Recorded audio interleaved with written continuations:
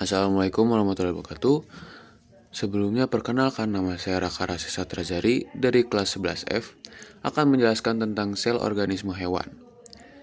Jadi, sel hewan merupakan organel terkecil dalam tubuh dengan membran tipis di sekitarnya dan berisi larutan koloid yang mengandung senyawa kimia. Salah satu keunggulannya adalah kemampuannya untuk melakukan duplikasi diri melalui proses pembelahan. Di dalam sel hewan ini terdapat senyawa penting seperti karbohidrat dan lipid yang berperan dalam proses pembelahan dan fotosintesis. Karbohidrat sangat penting dalam fotosintesis, sedangkan lipid berfungsi sebagai cadangan makanan seperti lemak dan minyak. Selain itu juga, terdapat juga protein yang berperan dalam metabolisme tubuh hewan dan tumbuhan, serta asam nukleat yang penting dalam sintesis protein. Di dalam sel hewan ini terdapat struktur-struktur dalam selnya, yaitu ada membran sel. Jadi, membran sel ini merupakan lapisan tipis yang mengelilingi dan melindungi sitoplasma dan nukleoplasma sel. Membran ini berfungsi sebagai batas antara sel dengan cairan di sekitarnya. Terbentuk dari lipoprotein yang terdiri dari lemak dan protein, membran sel memiliki sifat semi-permeable yang memungkinkan selektivitas dalam pergerakan zat-zat melintasnya. Dalam struktur membran sel, terdapat lapisan ganda lipid yang terdiri dari fosfolipid dan kolesterol yang memberikan kestabilan dan keuletan pada membran. Kemudian ada juga sitoplasma. Sitoplasma adalah kompartemen sel yang terletak di antara membran plasma dan inti sel. Mengandung berbagai zat seperti air, protein, karbohidrat, lemak, mineral, vitamin, dan vitamin. Sitoplasma berperan penting dan menyimpan dan menghasilkan bahan kimia yang dibutuhkan oleh sel. Tempat berlangsungnya banyak reaksi kimia seluler, sitoplasma juga berperan dalam menjaga struktur dan bentuk sel melalui jaringan serat-serat protein yang disebut sitoskeleton. Kemudian ada juga retikulum endoplasma. Jadi, retikulum endoplasma adalah jaringan membran yang meliputi seluruh sel dan hubungan dengan inti sel. Terdiri dari jaringan tabung dan kantong membran yang disebut cisternae. Retikulum endoplasma berfungsi dalam sintesis protein, modifikasi protein, serta transportasi bahan di dalam sel. Retikulum endoplasma juga terkait dengan sintesis dan metabolisme lipid dalam sel. Kemudian ada juga mitokondria. Mitokondria adalah organel yang berperan penting dalam produksi energi sel melalui respirasi seluler. Memiliki struktur berlapis dengan lipatan-lipatan membran yang disebut krisma. Mitokondria menghasilkan adenonis trifosfat atau bisa disebut juga ATP sebagai sumber energi utama sel. Proses metabolisme glukosa dan oksigen terjadi di dalam mitokondria ini, menghasilkan energi yang digunakan oleh sel untuk berbagai aktivitas. Kemudian juga ada mikrofilamen. Mikrofilamen ini adalah komponen sitoskeleton yang terdiri dari protein aktin, berbentuk batang padat dengan diameter sekitar 7 mm. Mikrofilamen berperan dalam memberikan dukungan struktural pada sel dan mempertahankan bentuknya. Selain itu, mikrofilamen juga terlibat dalam pergerakan sel, pembentukan pseudopodia, dan konstruksi otot. Kemudian juga ada yang namanya lisosom. Lisosom ini adalah vesikel yang terikat pada membran dan berisi enzim hidrolitik. Terdapat pada sel eukariotik, lisosom berfungsi untuk mengontrol pencernaan intraseluler, melakukan fagositosis untuk mencerna materi, menghancurkan organel sel yang rusak, dan memasukkan makromolekul dari luar sel melalui endositosis. Kemudian juga ada yang namanya peroksisom.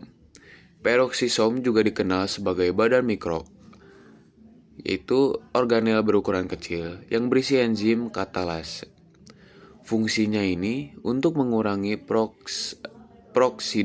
atau bisa dibilang H2O2 atau zat-zat metabolik yang beracun serta mengubah lemak menjadi karbohidrat. Peroksisom terdapat di sel hati dan ginjal. Kemudian juga ada yang namanya ribosom. Ribosom ini organel sel padat dengan ukuran kecil sekitar 20 nm, terdiri dari 65% RNA ribosom dan juga 35 protein ribosom atau ribonukleoprotein. Ribosom pada sel hewan berperan dalam translasi RNA menjadi rantai polipeptida atau protein dengan menggunakan asam amino. Ribosom terikat pada retikulum endoplasma kasar atau membran inti sel, tempat terjadinya sintesis protein. Kemudian juga ada yang namanya sentriol. Sentriol ini adalah struktur berbentuk tabung yang terdapat pada sel eukariotik. Berperan penting dalam pembelahan sel. Sel triol membentuk benang spindel, silia, dan flagela. Dalam bentuk gabungan, sepasang sentriol membentuk sentrosom. Kemudian juga ada mikrotubulus. Jadi, mikrotubulus ini adalah organel dalam sitoplasma yang berbentuk silinder panjang berongga. Terdiri dari protein globular bulat yang disebut tubulin dengan diameter sekitar 12 nm dan diameter luar sekitar 25 nm. Mikrotubulus dapat membentuk silinder berongga dalam kondisi tertentu. Selain itu, sifat kaku dan tidak dapat mengubah bentuknya.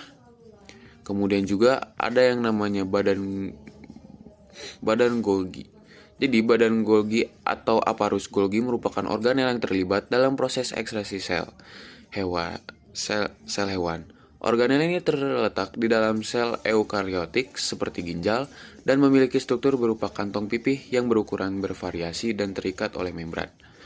Setiap sel hewan biasanya memiliki beberapa badan Golgi sekitar 10 atau sampai 20. Struktur badan Golgi juga terdiri dari serangkaian kantong pipih yang berbentuk cakram dan bercabang menjadi pembuluh kecil di ujungnya. Karena perannya dalam ekskresi sel, pembuluh ini mengumpulkan dan membungkus karbohidrat dan zat lain yang akan diangkut ke permukaan sel. Kemudian juga ada yang namanya nukleus. Nukleus ini adalah organel yang mengatur dan mengendalikan aktivitas sel hewan, mulai dari metabolisme hingga pembelahan sel. Nukleus ini juga memiliki peran penting dalam sel. Nukleus mengandung materi genetik dalam membentuk panjang DNA yang membentuk kromosom. Organel ini terdapat dalam sel eukariotik dan memiliki beberapa komponen, termasuk membran inti, nukleoplasma, kromosom, dan nukleus. Kemudian juga ada yang namanya nukleolus. Nukleolus ini adalah struktur tanpa membran yang terdapat di dalam nukleus. Nukleolus ini terdiri dari protein dan asam nukleat, khususnya RNA ribosom. Fungsi utamanya yaitu adalah sintesis dan perakitan komponen ribosom. Kemudian ada juga nukleoplasma. Nukleoplasma adalah bagian padat dalam nukleus sel atau inti sel. Di dalam nukleoplasma ini terdiri serat kromatin padat yang membentuk kromosom. Nukleoplasma juga bertanggung jawab untuk membawa informasi genetik. Kemudian yang terakhir yaitu membran inti. Jadi membran inti merupakan komponen struktural utama nukleus yang melapisi seluruh organel tersebut. Selain itu, membran inti juga berfungsi sebagai penghalang antara sitoplasma dan inti sel. Membran inti memiliki sifat non-permeable yang artinya tidak semua zat dapat melalui membran ini baik dalam bentuk padat maupun cair. Kemudian itu yang bisa saya sampaikan. Mohon maaf jika ada kesalahan kata. Wassalamualaikum warahmatullahi wabarakatuh.